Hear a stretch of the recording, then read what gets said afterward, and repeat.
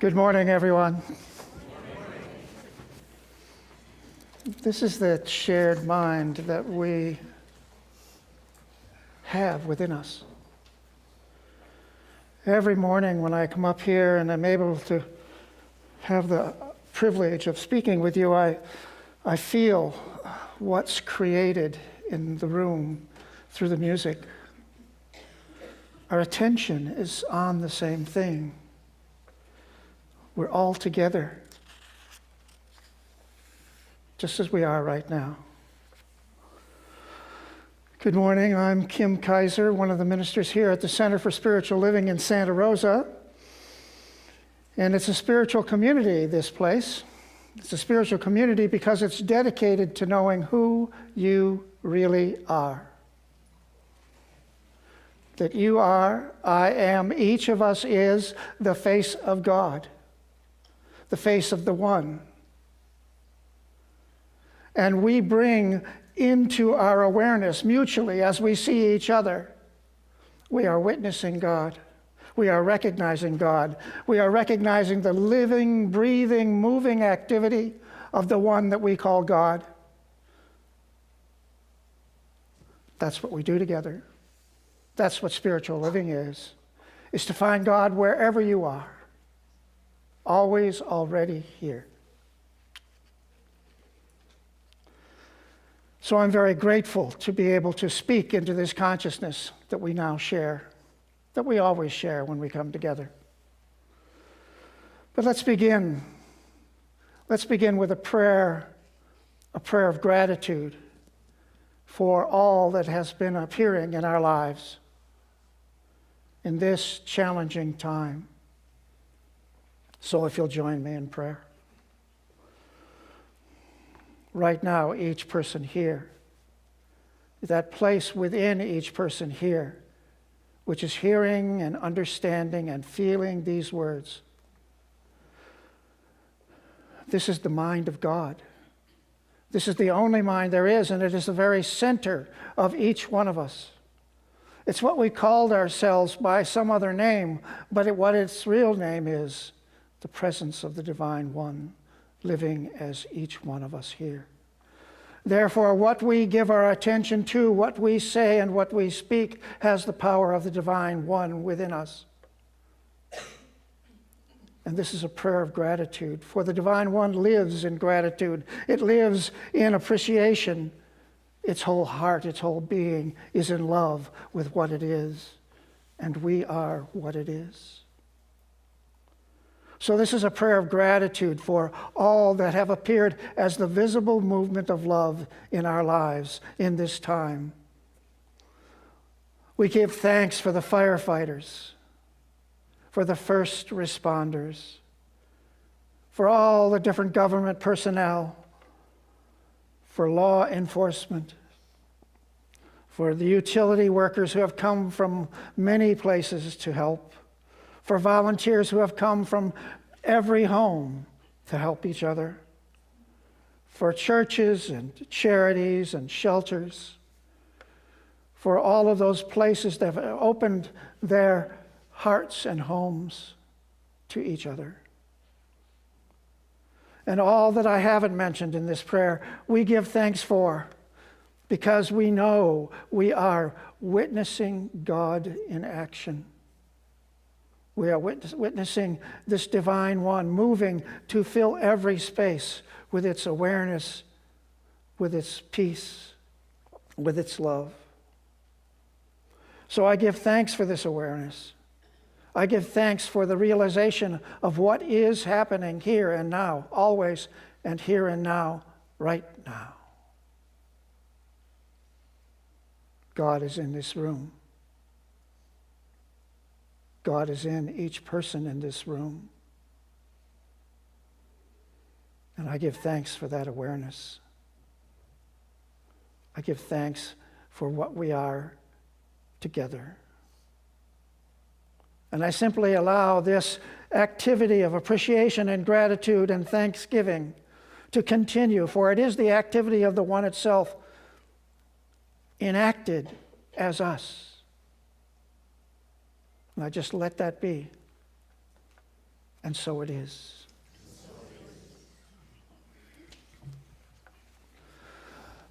These days I'm feeling so much more awareness of my gratitude for this community, for the people in this room, for those who come together in this place called the Center for Spiritual Living. It's a place where there's an atmosphere of peace. It's a place where I see people that I've come to know and enjoy and love. A place where people are really committed to looking for the divine in everything, to looking for love, to looking for peace, to looking for that touch of attention that comes whenever we give our attention to the one that lives in all of us. I remember how powerfully I was moved years ago when I was new to this practice, and I went to a very large center. There were thousands of people there, literally. And I became aware that everyone in that center had taken a vow, whether they knew it or not, just by showing up, just by listening to this teaching. They'd taken a vow to see God, to look for God in me. It's a vow we have all taken. Because spiritual living, as I've been saying, really is the activity of finding God everywhere. Not being distracted by all the things that are going on in our lives, all the thoughts we have, all the events we experience. But in it all, looking for that one. And when we look for that one, we begin to feel it. We begin to feel it everywhere. And that's what we do here. I can feel how our simply giving attention to each other is a real gift. And indeed, there's a phrase that I love to use as I speak about this teaching, and it says this: your attention is God's treasure. Spirit wants you to use your attention well, to recognize it. It's really all it asks. All of us who are here, all of us who come to this center, all of those who listen online, are not only receiving this gift, but giving it. We're listening with the awareness that something larger than what we have called ourselves always has been going on.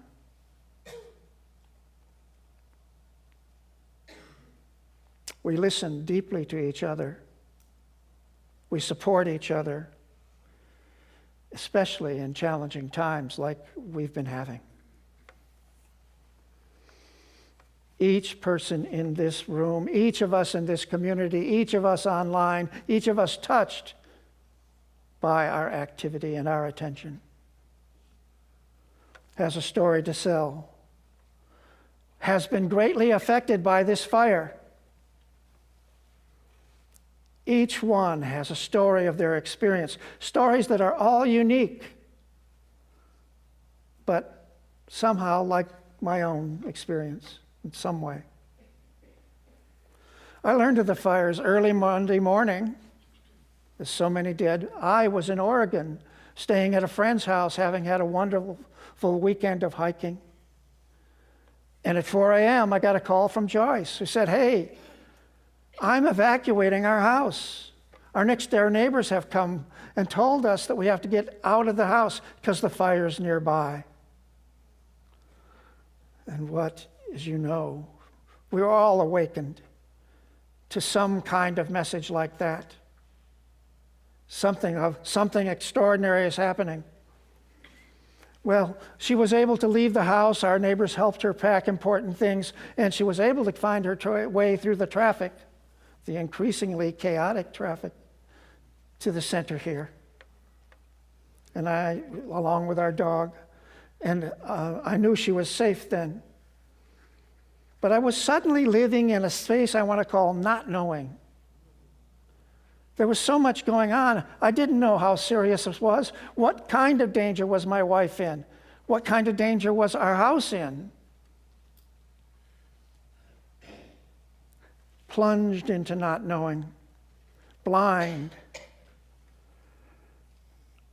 And I couldn't get back to Santa Rosa. I drove home that morning, and I had to stay in the Central Valley because there was no road open to Santa Rosa that night. And I got back Tuesday. Joyce stayed with a friend that night. And when I got back here, the threat was far from over, as we know. There was the fear that the fire could turn, that the winds could come back, and they could come back near our home in Fountain Grove. There was the fear that more people would be hurt or killed or made homeless. And then I heard of the initial devastating damage right nearby, across the road, across Fountain Grove Parkway. And then I heard, of course, of Coffey Park and Land's End Trailer Park, and more news. Then came days of listening. I never used the notification app on my phone, but that sound, I turned it up loud so I could get every alarm. I think many of us got used to something we never used before, Nixle, which was telling us, sometimes it was, there's a press conference. Sometimes it was evacuate. And that went on, not that Tuesday, it went on through the week. And even now, the fires aren't contained. Even now, as people return home, people during those days, during those weeks, would suddenly find that they too had to evacuate. My next door neighbors were firefighters, and they gave me a lot of support. They gave me information that I felt I could rely on, and that knowing even that little bit was a great help. And then, as if to make visible what was invisible, that not knowing, the smoke comes. The smoke's there all the time, and it's cumulative. It begins to build up in your lungs, and you begin to notice how toxic it is. And I began to feel my energy draining. I began to feel I couldn't really do work. I was distracted, confused. I was like living on constant alert for days. I think so many people in this room, if not all, have been living on constant alert for days, weeks. Each of us has a similar story, some quite more dramatic, and some less, but always immediately and powerful of how we've been affected by the fire. There are those who've died and those who lost their homes, and some leaving their homes, fleeing from flames.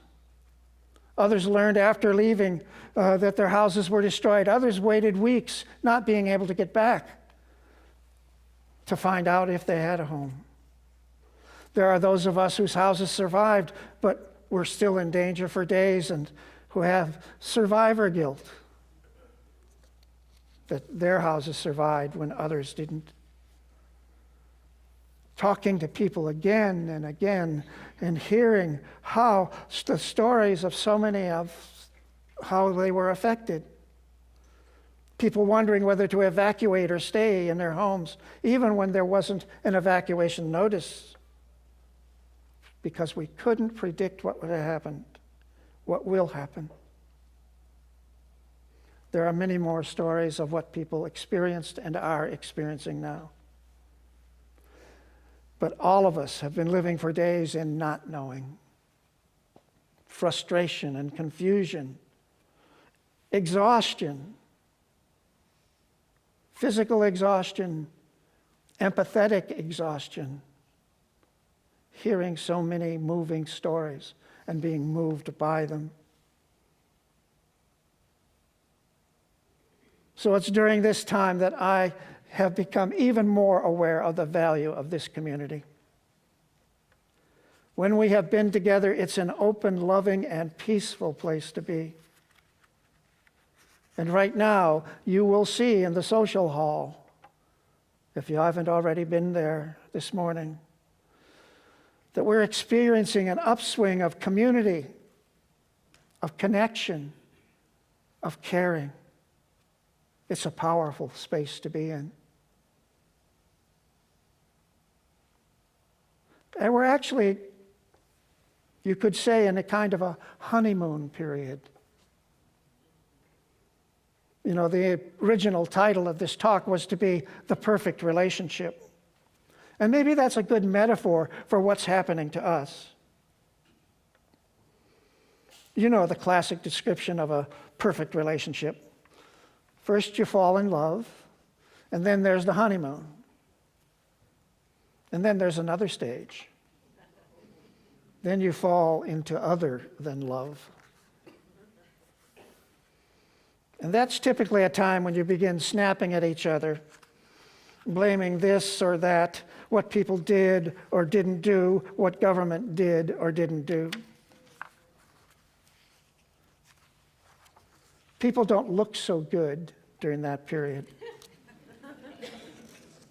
But there is a fourth stage in the perfect relationship, which is returning to focusing on love. Now, I'm not going to predict that this is going to happen, but it's good to be aware that this is the kind of thing that can happen. What can we do to stay in love? What can we do to stay in love longer? What can we do to return to love more quickly? I keep referring to the frustrations of not knowing. We just don't know how to deal with all this, how to face uncertainty, confusion, frustration. And in this time, I found myself returning to a teaching that I've heard articulated very clearly in the Course in Miracles, which is a teaching very similar to our own of Science of Mind, and we teach this here. And what we teach is this, that Spirit, God, Buddha, the One, you choose your name for that transcendent, single, one reality that is the source of all of us in every moment. We all arise from that in every moment. It's everywhere we are, therefore. Wherever we are, it is. It's continually communicating with itself. It wants us to know what we are. It's always already here, no matter where you go. You bring it, and it greets you. And if we really want to know the truth, to know what's really happening, we have to turn to it, to this one, to Spirit, to learn what it's telling us right now, because it's on all the time. And to do that, to turn to it, we have to let go of everything we think we know. We call that hidden beliefs in the teaching of Science of Mind, but it really is the conclusions we make about how things actually are, who I really am, what's possible, what's going on, all based on beliefs and ideas that we've come to on our own through experience, good or bad. But it is what informs us all the time, and it's what we act on unless we say something that this Course says. You can't really tell what's going on based on your own understanding. You have to turn to Spirit. So I found this statement from the Course in Miracles to be very helpful, and I offer it to you. The Course says, whenever your peace is threatened or disturbed in any way, say to yourself, I do not know what anything, including this, means. And so I do not know how to respond to it. and I will not use my own past learning as the light to guide me now. I'll repeat that. I do not know what anything, including these fires, these challenges, I do not know what anything, including these, means. And so I do not know how to respond to them. And I will not use my own past learning as the light to guide me now. I certainly knew that and felt it, and I'm sure all of us have felt it in some way. We're trying to figure it out, how to make sense of it, living in frustration at not knowing what to do. So the answer is to turn to Spirit to know what to do. As Ernest Holmes, the founder of this teaching, Science of Mind, that we practice here at the Center for Spiritual Living, he wrote, "We ask Spirit to let, in his words, let thy wisdom teach me the ways of truth, and let me not pursue the paths of my own counsel."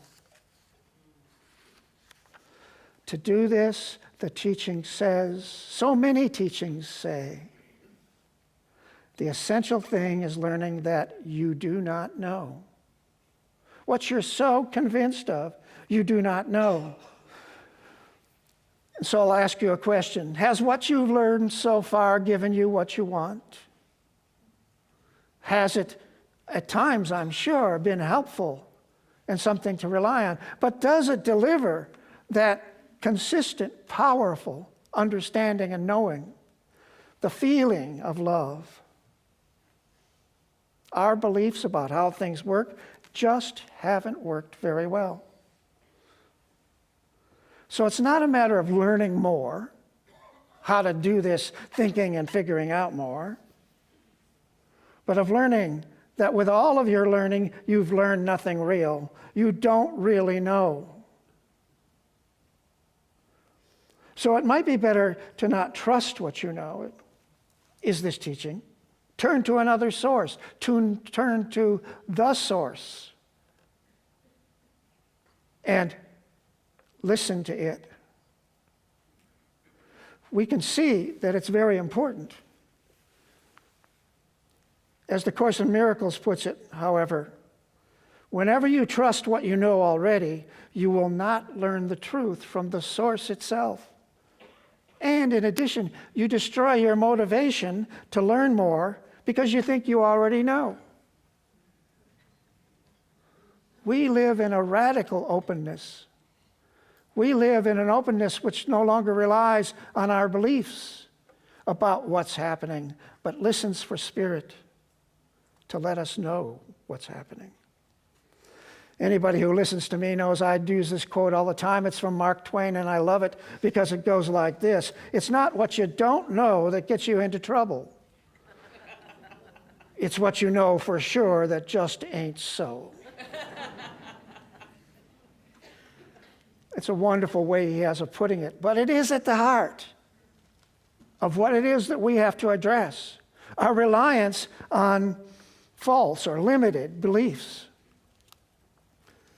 Beliefs of limitation that say, that's impossible. We don't know what they're based on. They're based on a lifetime of experience, good and bad. They're based on our intelligence, but there's more to know. The Course gives a very interesting test to know if you are learning from Spirit. It goes like this. You have one test, as sure as God, by which to recognize if what you learned is true. If you are wholly free of fear of any kind, and if all those who meet or even think of you share in your perfect peace, then you can be sure that you have learned God's lesson and not your own. That's a big order. But one way you can interpret that is the more peace you are feeling from what you're hearing, the more you are actually hearing Spirit. Because it will give you peace. Even when feeling bereft, even when fearful and exhausted, when we've lost so much, We can turn to Spirit and say, I don't know what the future is, but Spirit knows. It will guide me. So I will not use my own past learning as the light to guide me now. I don't know how to handle this crisis, what to do, how to live, how to find what I need, but Spirit knows, and it will guide me. So I will not use my own past learning as the light to guide me now.